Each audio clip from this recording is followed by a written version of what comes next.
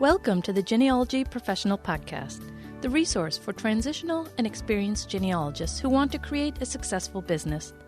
I'm your host, Mariam Pierre-Louis. Here you'll learn from professionals all around the world who work in the field of genealogy. Are you ready to get started? Then let's get going.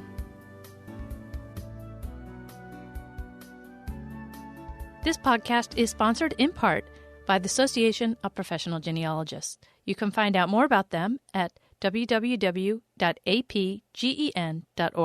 Welcome to episode 25 of the Genealogy Professional Podcast. Today we turn our attention to Europe to visit with Yvette Hoitink in the Netherlands. Yvette, welcome to the Genealogy Professional Podcast. Hi, Marian. Thank you for having me. Hey, Yvette, let's get started by having you tell us about yourself and give us an overview of your genealogy business.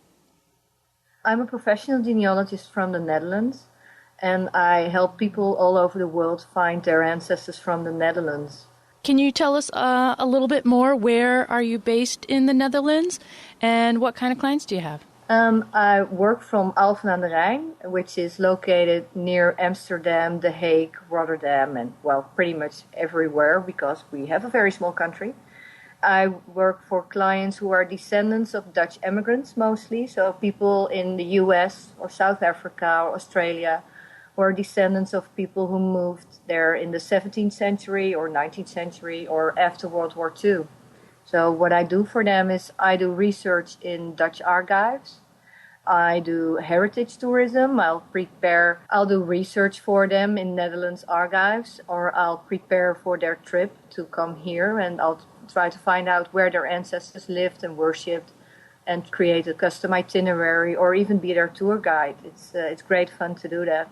Have you ever done research on people with Pilgrim ancestors from Plymouth who had spent time in the Netherlands prior to coming to Plymouth in the 1600s?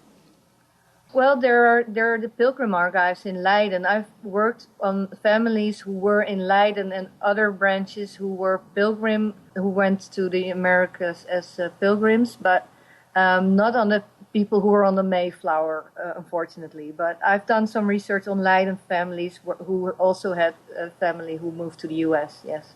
Well, you never know. Somebody from the Mayflower might call you up yet. That would be interesting. I'm currently also working on a Colonial Dames of America application, so that's another interesting project. And I should say that I have Dutch ancestors as well from New Netherland in New York. Yeah, I did on my other podcast, I did a show with a Dutch lady, who's from the Netherlands as well. And I won't say the names of my ancestors here because I'll pronounce them wrong. But maybe I'll send you an email later. You do that. That would be fine. So what made you decide to become a genealogy professional? I really love solving puzzles, and I have a website where I get a lot of requests from visitors to help them with their research. And often I would help them along, and I still do that for free. I would give them tips on where to look and explain about sources. But then they would say, well, that's all very good, but I can't read Dutch or I can't access those archives because I'm on the other side of the world. And can't you do that for me? And I'm willing to pay. And at first I thought I wouldn't do that because I already had a job. But I just love these puzzles so much that I decided to just go ahead and become a professional. What were some of the first steps that you took to become a genealogy professional in the Netherlands? And the other question I have is, are there other genealogy professionals in the Netherlands? Well, there are some professional genealogists in the Netherlands. There are obviously the people who are working for libraries or archives, but freelance genealogists, there are only a few who make a living doing this. Most that do this are doing it part-time, just like myself, I must say. I do this 2 to 3 days a week. But yeah, there aren't really many people who do this in the Netherlands. I think there are less than 10, and the people who do usually don't report in English. So that's my niche. And I prepared myself to become a professional genealogist by reading about the way people do it in the US because there's so many more professional genealogists there. So I learned about research reports. I bought CDs from Jamb Inc. I submitted my application to become a certified genealogist and hung out with all the great people in the mailing list that goes with that. So that's what I've been doing. That's great. Is there anything special you had to do to prepare yourself from a business point of view? Not that much, because I came to this with some business experience. I'm originally a computer scientist. My husband and I ran our own computer company for 10 years. So I already knew a bit about setting up a business and the legalities involved and how to balance your budget and everything like that. And I'm also a professional project manager at the National Archives. So I already knew about project management. So from the business skills, I was pretty confident about. It was just the whole getting clients and doing client work and how that whole process was going to be. That was very new to me. And what resource did you use? What resource did you rely on to learn how to do the reports and things like that? One of the things that I found very useful, besides Professional Genealogy, the book, of course, was a lecture by Alyssa Scalise Powell that was recorded by the NGS and sold by Jamb Inc. It's Baker's Dozen Steps to Writing Research Reports. And she teaches to write as you go, so not just doing the research and then trying to write it all up, but creating the report while you do it. And it's so much more efficient, and it really helps you to keep your thought process documented. And the analysis is so much better if you write down what you see. You'll notice so much more. So that's been a real education for me. Were you able to get a copy of the Genealogical Standards Manual? Yes, I was. I have that too, and I use that a lot. Yeah, I like that because it shows you exactly what they think the report should look like. So I think it's very handy. Yeah, but what I found was that I knew what I wanted my report to look like, but getting into the logistics of what do I write first and what do I write when do I start writing? Is that when I actually already got a client, or do I already start when it's just a prospect? So those kinds of things that was one of the problems that I had in the beginning, that I didn't really know how to go from an inquiry to a finished report and all the steps in between, and when do you change money, does money change hands, and when do you start the actual research, and how do you handle more clients than you can, how do you put people on a waiting list. And that's been my one of the things that was hard when I started, to just get my head around that. Let me ask you how you handle international currency. When you're working with Americans, do you have them pay using a service like PayPal? Or how do you handle, the differences in currency? I use PayPal for the currency exchange, and I invoice in euros. I started out by invoicing in dollars because I thought that was easier for the clients, because they would know exactly what they were going to pay. But as my business grew, so did the administrative duties, and handling or just balancing my own checkbooks and getting all the administration going with changing currencies was far more of a hassle for me. So I had to decide to change back to euros, even if that means that my clients will have to pay more or less than they expected by the time the project's done. But I use PayPal to send the invoices, and it's been really good. My average time between sending the invoice and getting paid is 2 days. That's great. Wow. Even though I have a net 30 rule, so people can take 30 days to pay, but usually I'm paid within hours. That's great. Tell us a little bit about your job at the National Archives. What do you do there? I'm a project manager with a focus on providing online access to historical information. I've been working on the websites of the National Archives for a couple of years. Last year, I managed a project to create software for our new new reading rooms. So that's the actual on-site reading rooms, and those were actually opened by the King in October, and I had the honor of being introduced to him. So that was a really nice end of the project. It sounds like from what you've said about your professional background and your current job that you have lots of skills that transferred to your genealogy career.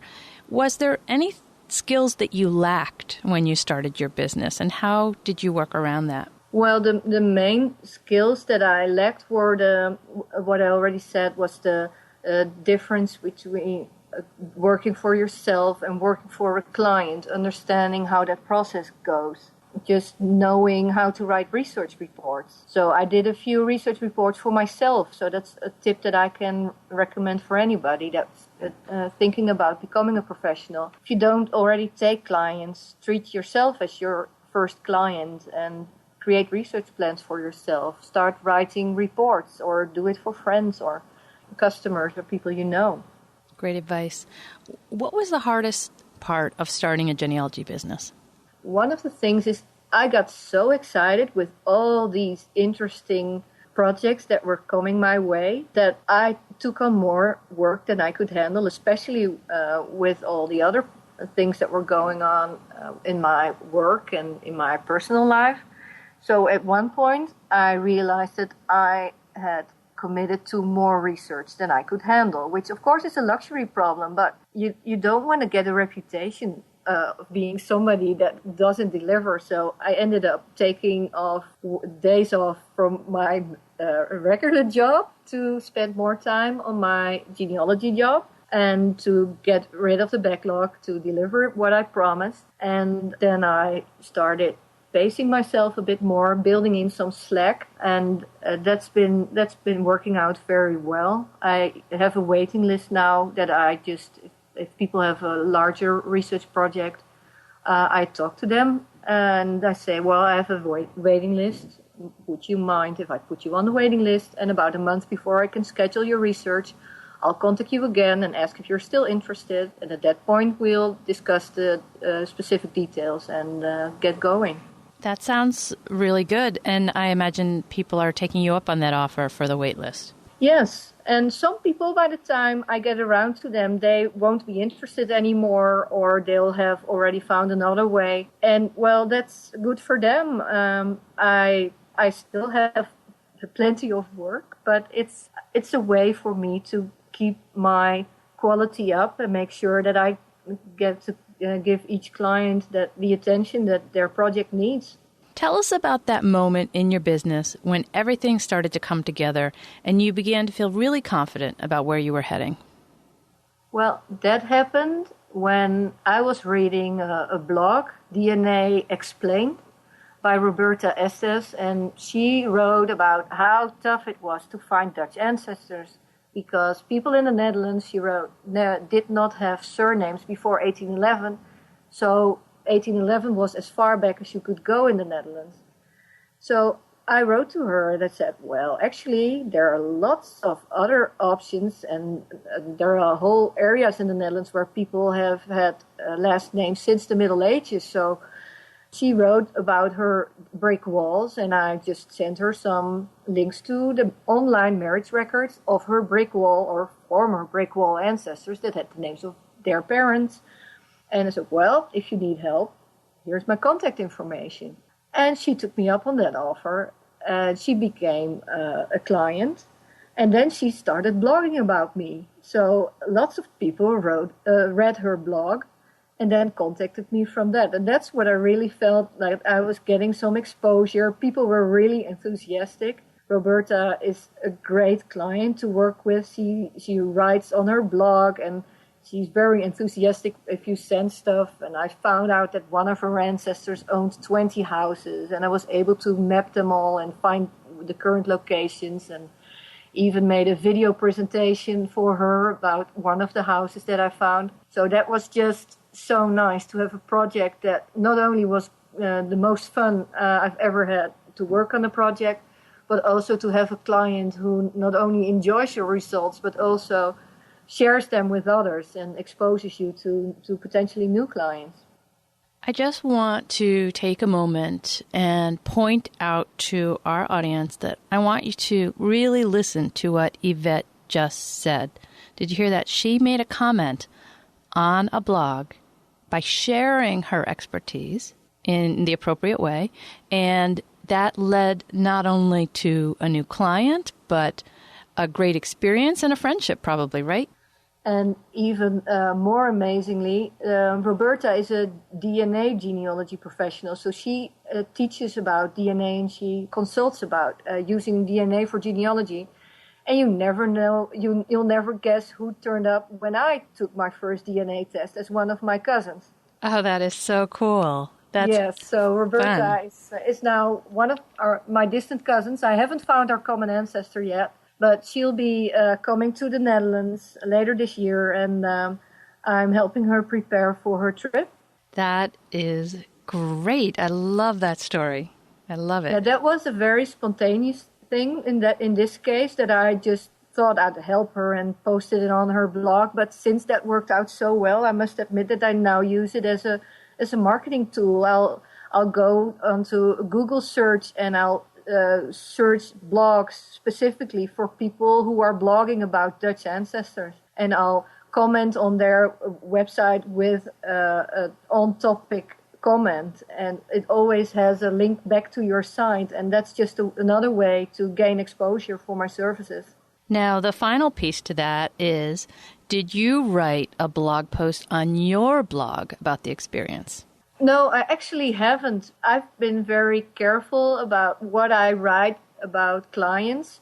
I've always been a kind of circumspect, but I think I could do that more. And I asked Roberta if she was okay if I mentioned her project on this podcast, and she said, of course. So maybe I should ask clients more often to share those experiences that I have on their projects. I think that's something that I still need to grow as a genealogy professional in using the experiences and writing about them in not just in academic terms, but in getting the excitement across. Well, I think in this case particularly, because Roberta is already a blogger, because she has already blogged about the experience with you, yes, of course, you'd still want to ask her, but I can't imagine she would say no.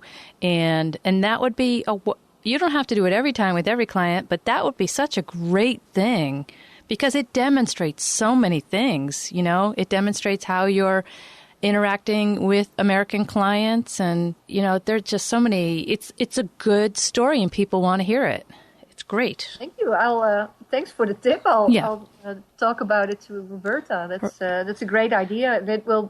Maybe it will get her some new clients who find her through my blog. Who knows? Exactly. Pay it back for her. That's your action item, Yvette. Definitely. All right. Many genealogists offer a wide array of services, such as writing and speaking and client reports. How did you determine what services that you wanted to offer to grow your business? Well, I started out by doing research in the Netherlands for people who don't speak Dutch, because I already knew through my website that there was a big demand for that. I've had the website for over 20 years now. It's the oldest genealogy website in the Netherlands and maybe one of the oldest in the world. So I kind of knew my audience, I thought, but the whole heritage tourism kind of came up spontaneously, that people knew my services and asked, well, I'm going to go to the Netherlands. Can you tell me where to go and where did they live? And can you find it on a map? And or can you show me around? Can we hire you for the day? Or can you come with us to the archives? So that came out of that demand. And lately I've gotten some requests from Dutch genealogists looking for a coach. So I now offer coaching services for Dutch genealogists who are stuck on their brick walls. Often they're very experienced, but they just don't see how to get beyond the point where they are. And I'll just help them. I'll help them create a research plan, and they'll execute it themselves. And a couple of months later, we'll have another appointment, and we'll talk about what they found and how they can go on from there. And are you doing any writing? Because I believe I saw writing as one of the things on your APG profile. Yes, I do writing too. I've written a book about internet genealogy here in the Netherlands together with a friend. I'm also doing a lot of writing for my blog and for my portfolio to become a certified genealogist. I hope to submit that later this year.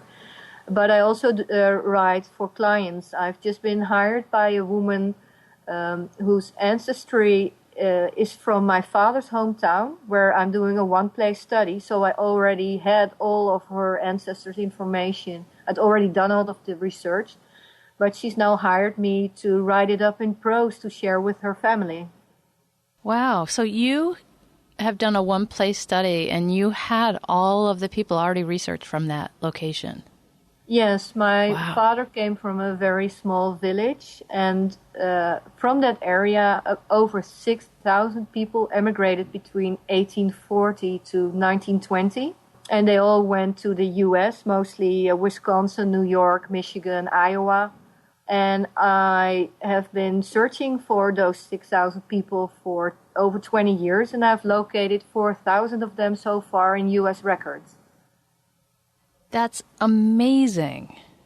And I published that tree online, so that's a great way to get people to come to my website. They'll find their name in the tree that I have on my website, and they see that I also provide professional services, and then they'll hire me to write stories like this woman did. I would love it if you would write an article for an American magazine, just a short article even. It doesn't have to be a long one. Just sharing that you've done this project, because I think there are many people who aren't aware that you've researched this. And maybe, you could think about publications like NGS Magazine or something like that. And that would be an incredible way to let people know that all this information is available for free on your website. Or even Internet Genealogy would be a good possibility because you have the website associated with the research. Yeah, that's a great idea. I am thinking about submitting an article for NGSQ, but the one I'm writing for my portfolio, but that's just one case study and not a piece about my research, my population reconstruction. So that's another great idea. Thank you. Are there any services that you offer other than the Dutch language and Dutch heritage research services that you think are unique, that set you apart from other genealogists? One of the things that make me, well, not unique in the Netherlands, but for many of my international clients, is the fact that I speak and read 4 languages. Besides Dutch and English, I also speak German and French. And I can read and understand basic Latin, Afrikaans, Frisian, and Middle Dutch. So that really is really helpful in research here in the Netherlands, because at different times records are written in different languages. We had the German occupation in World War II. We had the French occupation at the end of the 18th century, start of the 19th century. We have the Roman Catholic records and the medieval records that are in Latin.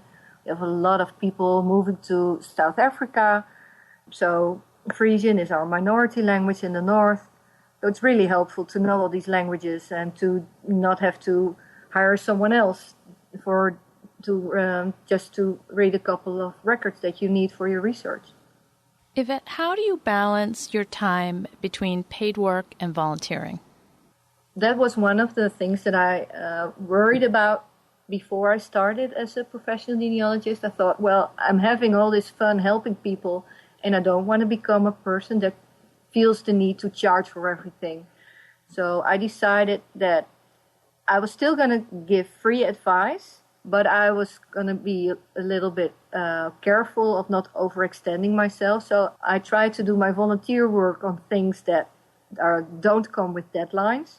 So I'll write articles that I don't get paid for, but I'll submit them when they're done, and I'll not agree upfront about a deadline. Or I will do research only if it's a paid assignment. So I'll give advice on how to do it yourself, but if you want me to do it for you and you expect results in a timely fashion, then it's an assignment, it's a project, it's not a volunteer job. And anything that helps me build my brand or gain exposure or gain new experiences and new skills that I need for my business, I'll consider doing that as a volunteer. Now, you had mentioned earlier that the project with Roberta was the most fun project you've done. Is there another fun project that you could share with us? Yes, there is one, but I'll keep it anonymous. It was one of my first experience with working an adoptee case. And in this case, it was an Australian woman who got pregnant while traveling to Europe. And the father was the Dutch radio operator on board of the ship. And the woman gave birth in England and gave the child up for adoption. And the parents of the child moved to South Africa, and I got a client in South Africa looking for a Dutch boy who got an Australian woman pregnant on her way to the UK. So I thought that was a pretty nice project. And I managed to use the crew lists of that ship to track down the person. And unfortunately, the father had already passed away, but I was able to find 3 of his children, including their contact information. So that was a really good project to work on, because it was new for me. I hadn't used my skills to work on cases like that as a non-professional, so I really enjoyed that challenge. Let's take a quick break to hear a message from the Association of Professional Genealogists.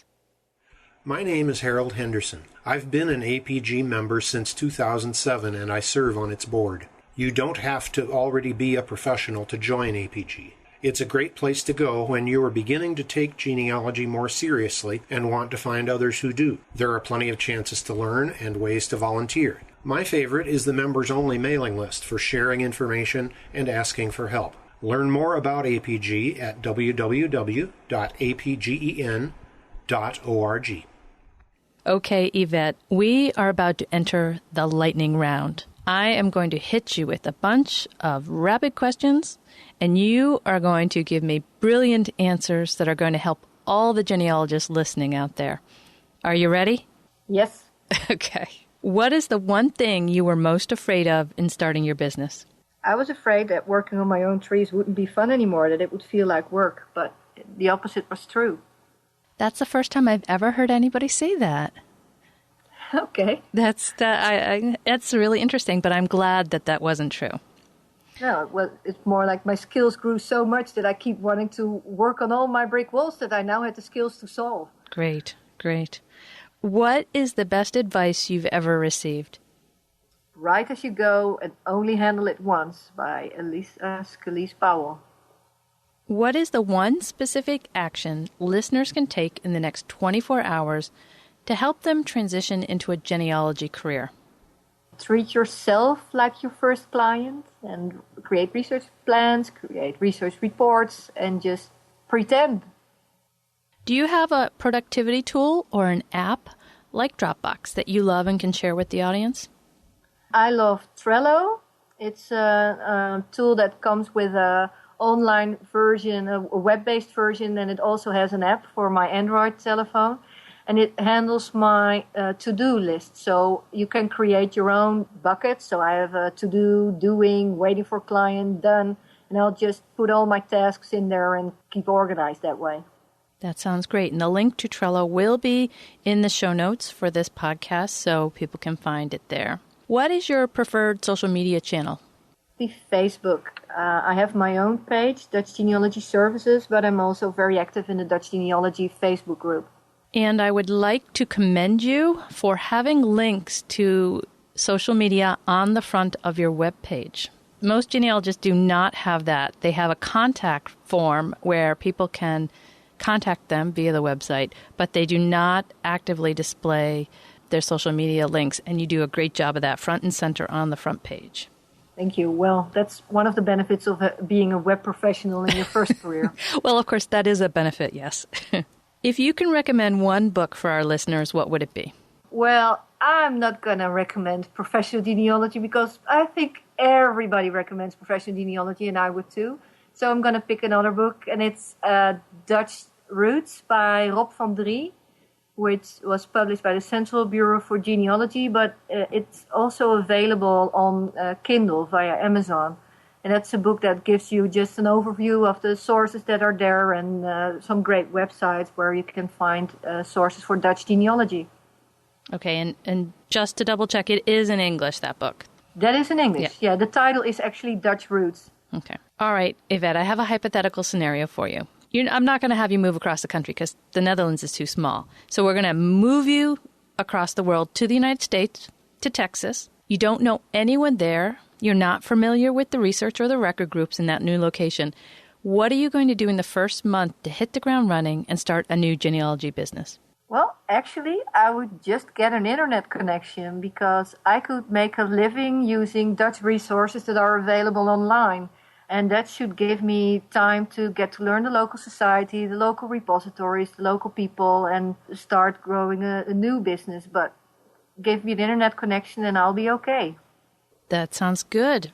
That sounds very promising and hopeful. Give our audience one parting piece of advice and then tell us how we can get in contact with you. One thing I would tell your listeners is you may think you know your stuff and you may think you're an awesome genealogist, and you probably are, but you'll grow so much if you start taking on clients. And it doesn't even have to be paying clients, but just working on other people's projects is going to open your mind to new ideas and inspire you so much, and it will grow your skills that you can use on your own projects, and your own brick walls will come tumbling down. I mean, in my case, I've had 2 brick walls that I've been stuck on since the very first day I started doing genealogy when I was 14. And using the skills I learned by working for other people, I was able to solve that brick wall. That's great. I like that. My contact information, the easiest way to contact me is through my website, which is dutchgenealogy.nl.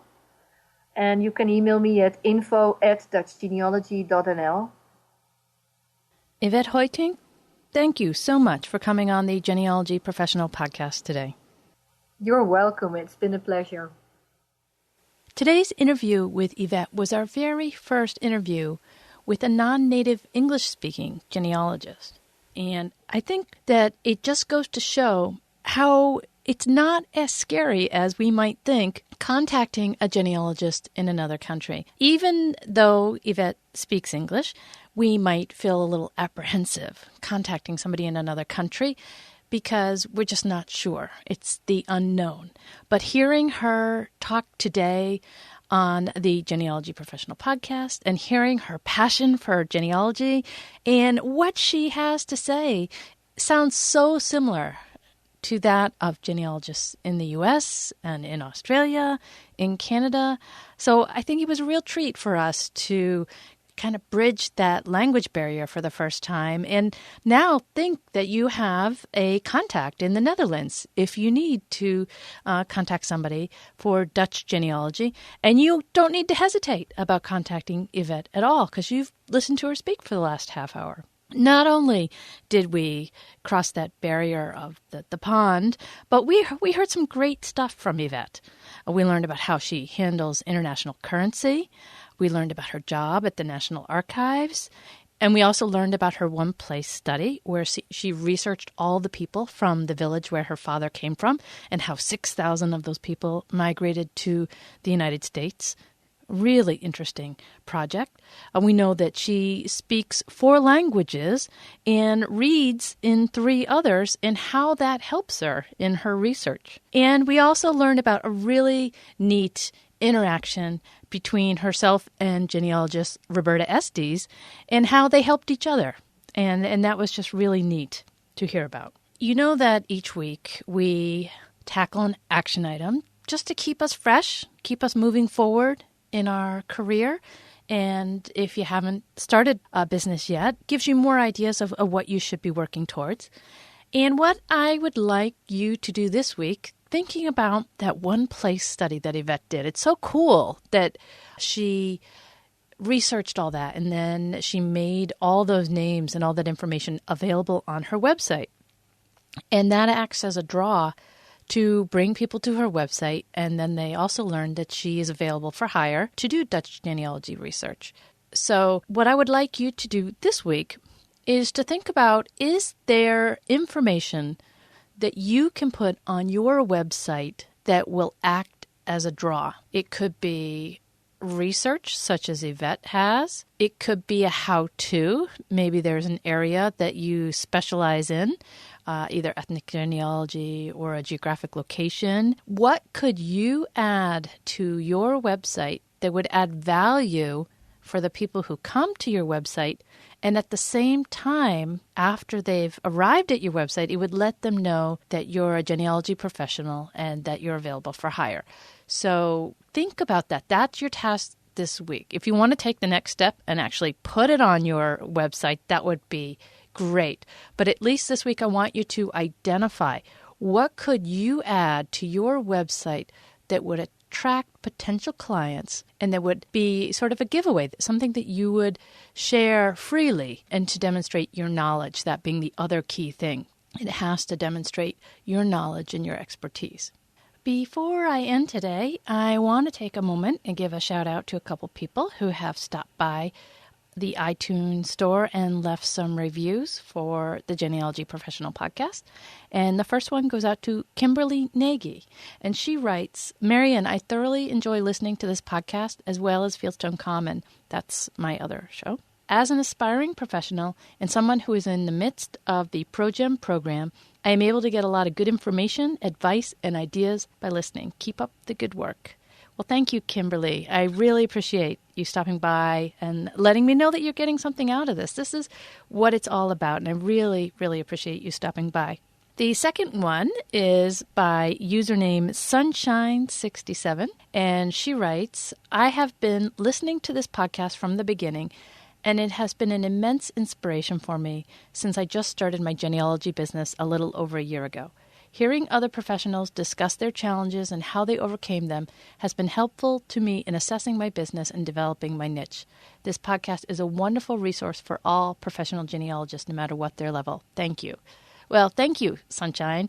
I really, really appreciate this. This is exactly why we're doing the show, for people like you, and that it's acting to kind of walk with you and support you as you're learning and growing in your business is just really great, because that means you're not alone anymore. You've got not only me on the podcast, but everyone else in the community who's kind of supporting you and growing along with you. So that's great. Keep up the good work, and thank you so much for stopping by. Well, that's going to do it for now. Until next week, so long.